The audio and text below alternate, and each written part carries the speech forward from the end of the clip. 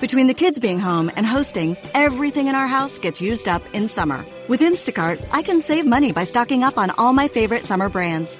I save time by getting everything delivered in as fast as an hour. And I save myself a sink full of dirty dishes by stocking up on paper plates for the annual summer cookout. Save more on summer essentials? Spend more time enjoying summer. Add summer to cart. Download the app to get free delivery on your first 3 orders. Offer valid for a limited time. Minimum $10 per order. Additional terms apply. Welcome to the Human Capital Innovations Podcast. We're your source for personal, professional, and organizational growth and development, where we share original research, explore industry trends, and interview executives and thought leaders from across the globe. We hope you join us often for practitioner-oriented content around all things related to leadership, HR, talent management, organizational development, and change management. Maximize your personal and organizational potential with Human Capital Innovations Podcast.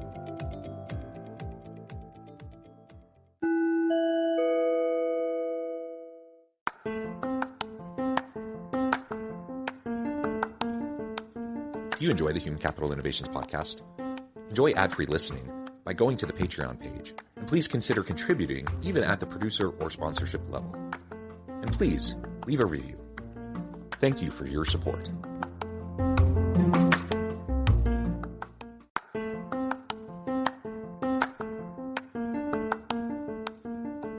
Welcome to the Human Capital Innovations Podcast. In this HCI podcast episode, I talk with Crista Grasso about how teams can achieve more by doing less.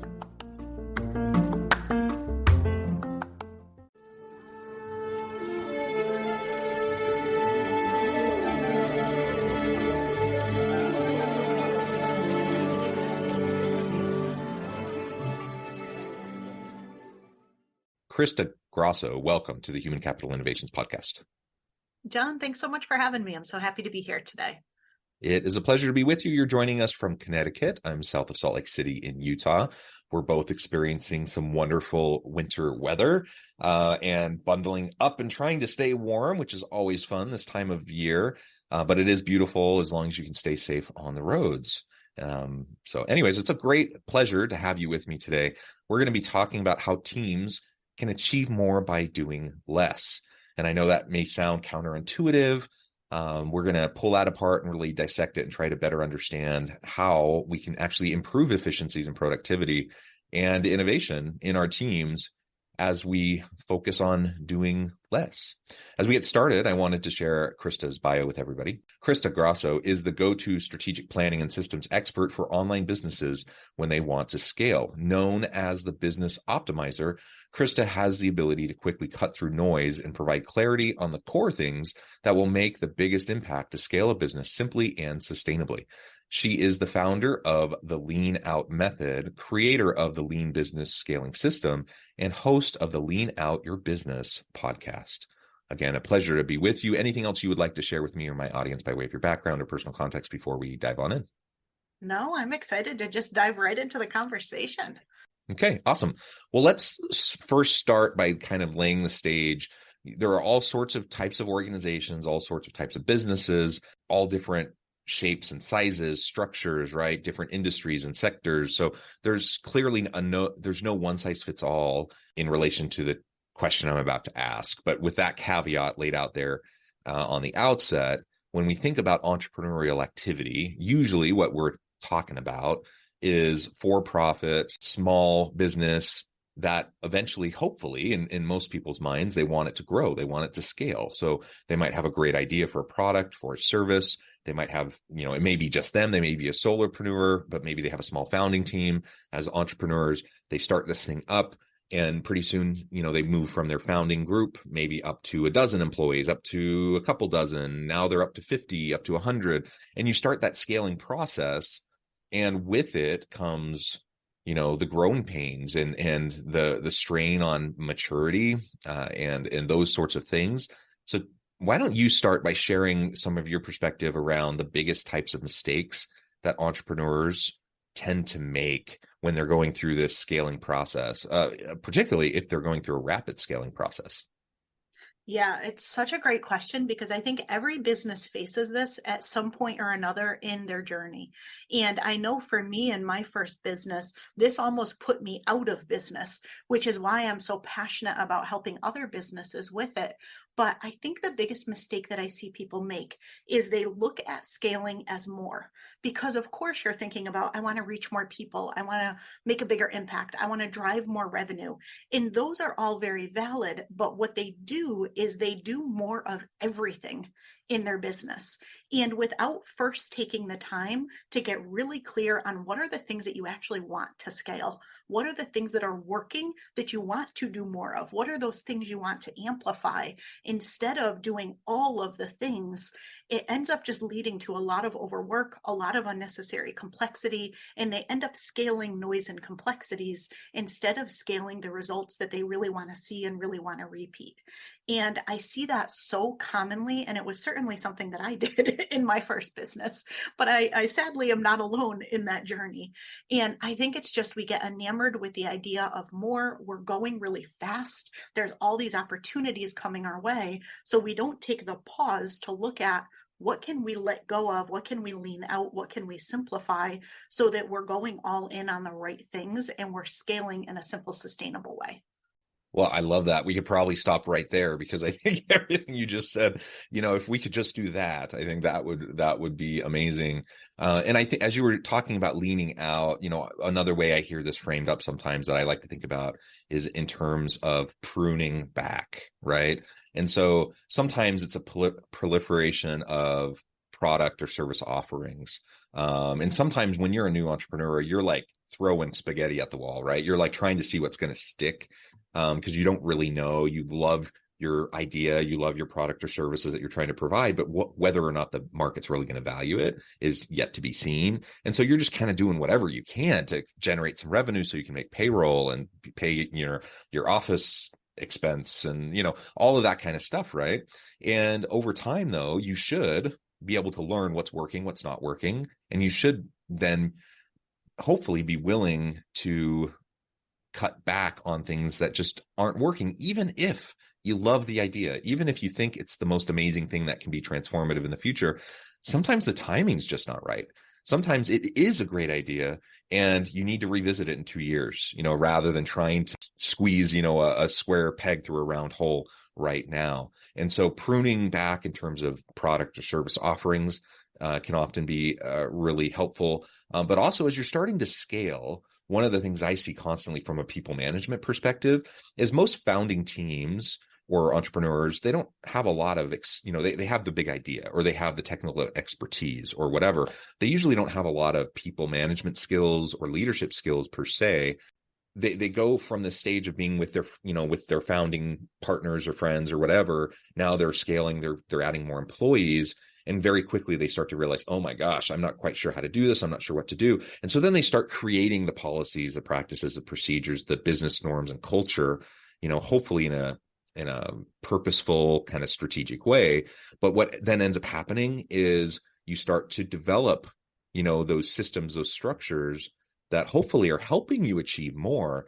But oftentimes they just start to get layer upon layer upon layer. And I see organizations that are going through the maturation process and they can't let go of those policies, practices, and procedures that may have made sense when they had 10 people or 20 people. Now they have 100 people or 1,000 people. Like those things don't make sense anymore. So get rid of them and move and like adapt and adjust, right? And that's hard. And I think especially for entrepreneurs that are just super passionate and clearly they're bought in, they're going all in to their big idea.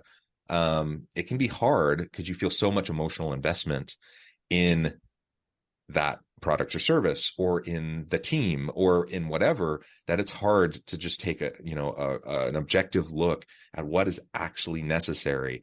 And sometimes something that may have even been necessary or may have been effective or productive in the past isn't going to be in the future. So coming back to this idea of leaning out, of pruning back, I think it needs to be part of just the regular exercise of running a team, of running a business, whether you're an entrepreneur or any sort of team leader, is thinking actively on a consistent basis. What can we lean out? What can we prune back? How can we refocus on what matters most? and not allow ourselves to get distracted by all the possibilities that we can't do, at least something super, super well.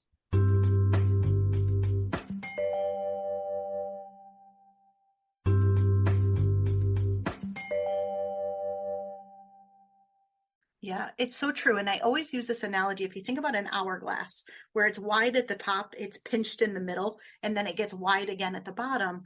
The example that you gave, right? In the early days, or even as you're going through a period of major growth in your business, you're experimenting, you're trying a lot of different things. So you're at the wide point, you're putting all sorts of new stuff in. The key with scaling is you want to scale at the narrow point. You want to be pulling things out and saying, this works, this doesn't work.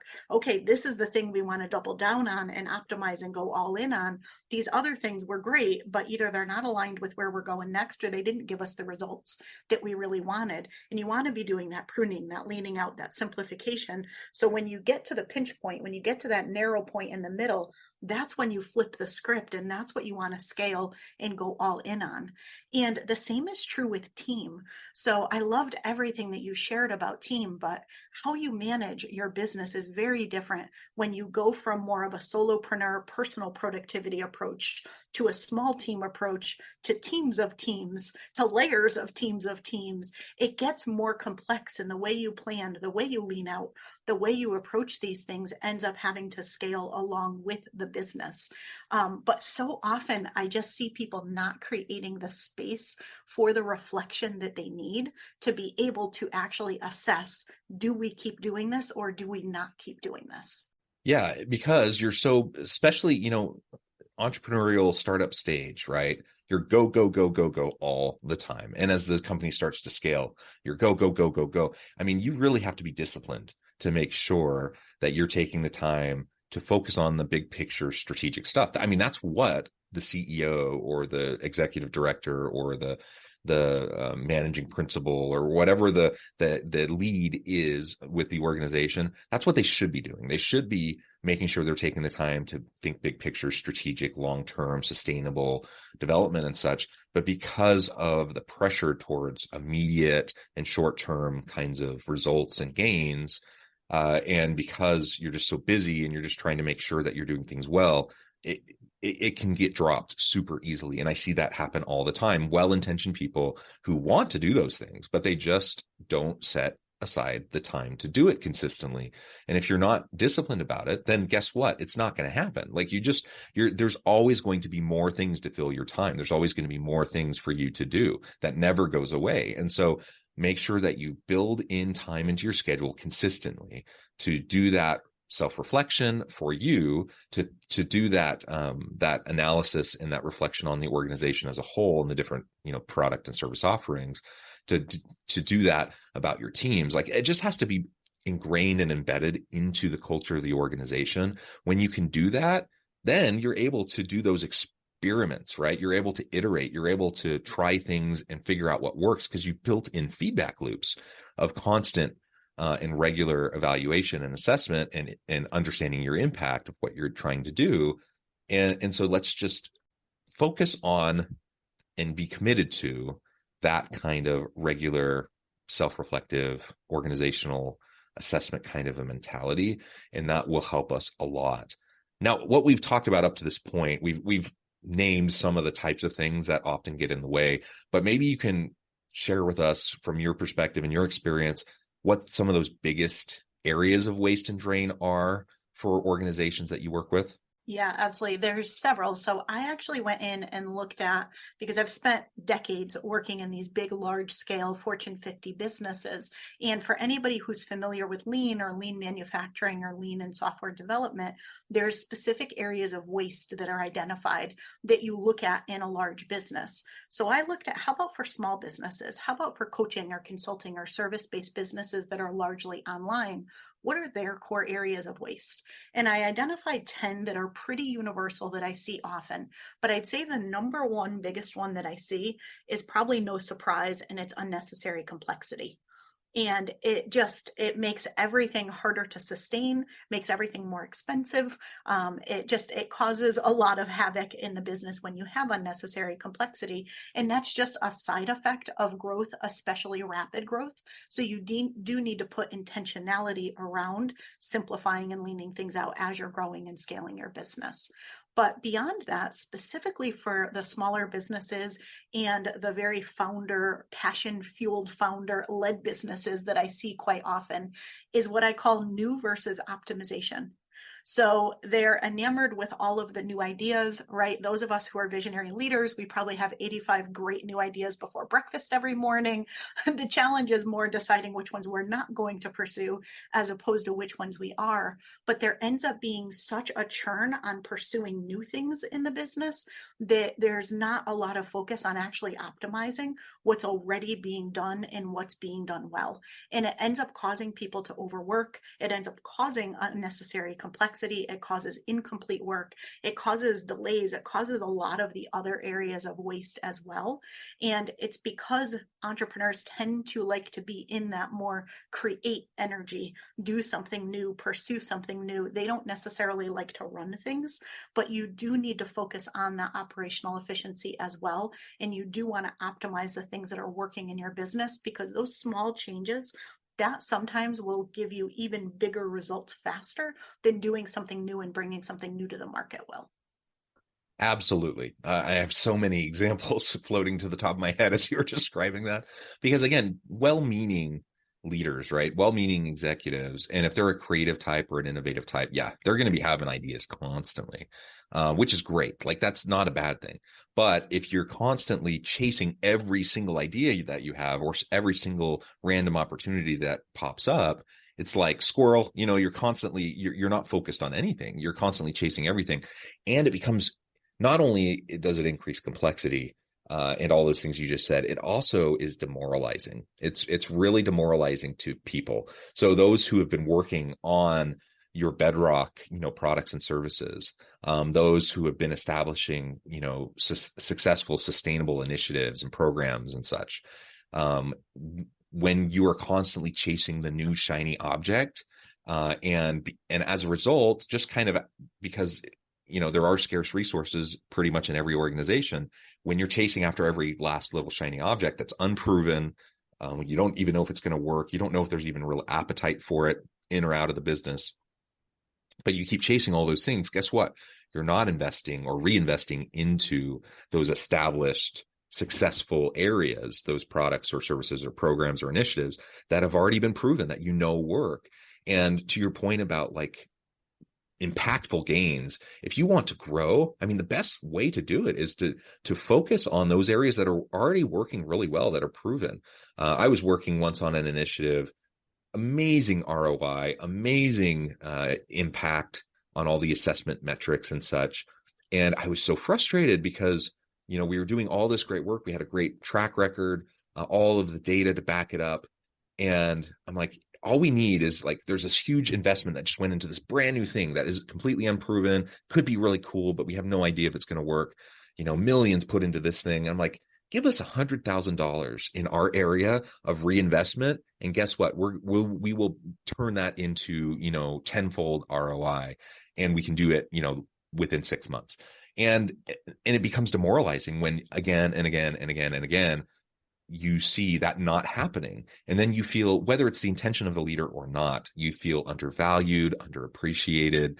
You feel like what you're doing doesn't actually matter to them because they just want to chase the shiny object. Now, of course, in their minds, in the minds of the leaders, they're not thinking that way. They're not thinking, I don't value you. They're not thinking, I'm just chasing shiny objects.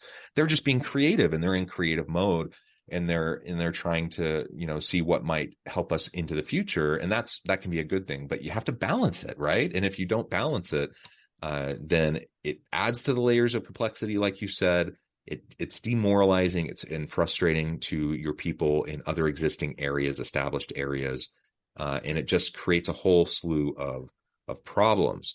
And if we want to get more efficient, we want to lean out, we want to focus in on what's working and help us to be more effective and productive in those areas.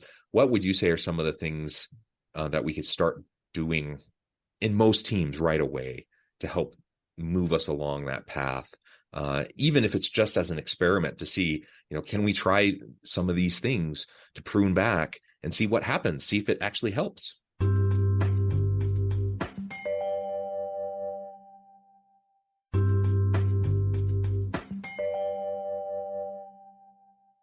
Yeah, absolutely. And I think that that's it right there, is just getting clear to make sure that A, you're working on the right things, and B, that you're doing the things that you're doing in the simplest, most efficient and effective way possible. Both of those things right there will really help you get back quite a bit of time. So if your team is overworking, it lets them, maybe get back to a little bit more of a sustainable pace. Or if they're not overworking, you can redirect that time into something that's actually going to help you scale your business faster. And so I think it starts first with, are we working on the right things? And to me, that's having a really clear vision. That's having really clear direction as to where are we going as a company, what's next long-term, and what's next right now. So it's taking both a long-term vision and a shorter-term look at what are the goals for the coming 90 days or this year that we really need to be laser focused on. And so I think when you start there, you often find that there's a lot of things that you're focused on within a team that aren't actually in support of where you want to go, and that may not be the most important thing to be doing right now when you look at those more near-term goals. The example you had given earlier, maybe it's something that will be important 2 years from now, but right now you can free up that space to put that time on something else that's either higher impact, higher value, or just simply more timely. And so I think that that is the very first piece of it.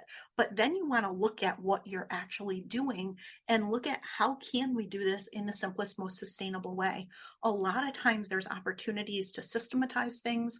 There's opportunities to put automations in place. There's a lot of, one of the areas of waste is underutilized resources, where people have a lot of tools and technology that either they aren't using, or they're using multiple tools to do the exact same thing, and they're adding a lot of duplication and other work. So sometimes it's something as simple as just taking the pause to evaluate, what do we have? How are we doing it? What tools, technology, resources are we using to do this? And is there a better way? A question I always love to ask when we do planning, whether it's weekly planning, monthly planning, quarterly planning, yearly planning, is how can we achieve the same or better results in a simpler way? And my team challenges themselves with this. Every single thing that we commit to is there a simpler way to get the same or better results? And sometimes if you just take even a few moments to think about that question, you'll realize that there actually is a simpler way. And it's always changing, right? And that's, I like, for this podcast, I'm a one-man show. I do it all, from booking the guests, setting things up, and then doing the interviews and doing all of the editing and getting it all, streamed across the different platforms and published and social media. I do all of that for this podcast. Now I have a team of people that help with other things I do in my consulting business. But this was just kind of a fun little project that I started doing during the pandemic, and it just kind of grew organically over time. And I've just kind of always done it myself, and it's been fun. It's been like this creative outlet and just a fun thing. And there are different tools. And when I started 2.5 years ago, I explored what types of tools there were out there to help automate a lot of things and do things as efficiently as possible. And I think I tapped into them pretty well. But guess what? Things change a lot in 2.5 years in terms of technologies and automation possibilities and such. And so every now and then, you're right, I just have to take a little bit of time to pause and say, okay, I've gotten used to using this tool and it's helpful. It's saved me tons of time. Is it still the best thing? And if I take the time and look, sometimes it is, but maybe there's new features that I didn't realize that I can start to utilize. Or sometimes there really is some new product or software that is going to be better. Or sometimes there's new things that I always wished existed previously that didn't. And I just wished, oh, this would help so much if I could do this. And it really wasn't accessible. But guess what? Now it is. If I will take the time to step back and relook at it anew, then I can realize, oh, there's actually, now I can do this, and now I can do this, and this makes it easier, and this makes it easier. And it's an ongoing process. Like, that's never going to end, and this is just one little tiny example of me doing this silly little podcast. But think about it, you're running, a big business with all these, driving revenue and all these great products and services. yeah, you better have people on your team where you have a culture embedded where people are constantly learning, constantly, nobody's staying stagnant. Everyone's constantly learning. Everyone's constantly trying new things, and they're encouraged and even rewarded for trying new things, even when they don't quite work out the way you wanted, because that fast iteration, those little experiments that happen over time, will allow you to find the things that work better. And then, lo and behold, 6 months down the road, even just incremental little positive increases over time, you're going to see massive improvements in terms of productivity and efficiency gains, which frees you, when you automate more, it frees up more time to do the strategic stuff, the long-term sustainable stuff that we were talking about earlier that often gets set aside because you just don't feel like you have the time. So let's free up our time by investing in these types of things that will allow us to spend more time doing what matters most. One final comment that I just wanted to make, and I think it's related to everything we've been talking about. You've said sustainability many times throughout this conversation, and I completely agree. There's this really great book called Donut Economics. I don't want to get into everything in that book, but it basically challenges kind of the base assumption that's kind of common in Western capitalistic societies, that more is always better. And that's kind of the driving premise of a lot of what we see just in the way, organizations do business. More is always better. Get bigger, more employees, mergers, acquisitions, more revenue, more sales, more product offerings. More is always better. This idea. And sometimes more is better, but sometimes it's not. And if more is not sustainable, then more is not better. And so we have to think about sustainability, and we have to think about what matters most. And if our product and service offerings proliferate, in massive ways, that can drive additional revenue, and it will allow you to hire more people and grow your business. If it's not scalable, what ends up happening is you might have that period of rapid growth and rapid scaling, but eventually it catches up to you, and it's like a house of cards, and it just takes that stiff wind to blow it all down. There's one tech company, we're a bit of a tech hub here in the Salt Lake City area. And there's one tech company that was going through this rapid scaling, and, they'd grown by like 250% in terms of their employee, their employees in the organization over the course of like 2 years, massive rapid growth. And then one day, this hugely successful unicorn tech company, massive growth and scaling. And then one day the article comes out, they lay off half their employees. Why did that happen? Right? Again, massive growth can be a great thing, but it obviously wasn't sustainable. And so let's just challenge ourselves and those assumptions a little bit as we move along this path. Well, Crista, it has just been a real great opportunity to chat with you. It's been eye-opening to me, and I really appreciate you sharing your time, your wisdom, and your experience with me and my audience. Before we wrap things up for today, I just wanted to give you a chance to share with the audience how they can connect with you, find out more about your work, your team, and then give us a final word on the topic for today. Yeah, absolutely, John. Thanks so much for having me. I loved our conversation. And for anyone who wants to learn more, you can go to leanoutmethod.com. And if you want to grab the guide that goes through those 10 areas of waste, it's leanoutmethod.com/waste. Very, very good. Crista, thank you so much. I encourage my audience to reach out, get connected, find out more about what Crista and her team can do for you. Check out those free resources and other resources that she has available to help you and your organization, your team, to lean out, to prune back, and to be more effective, efficient, productive, and innovative. And as always, I hope everyone can stay healthy and safe, that you can find meaning and purpose at work each and every day. And I hope you all have a great week.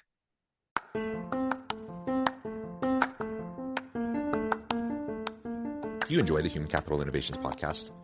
Enjoy ad-free listening by going to the Patreon page, and please consider contributing even at the producer or sponsorship level. And please leave a review. Thank you for your support.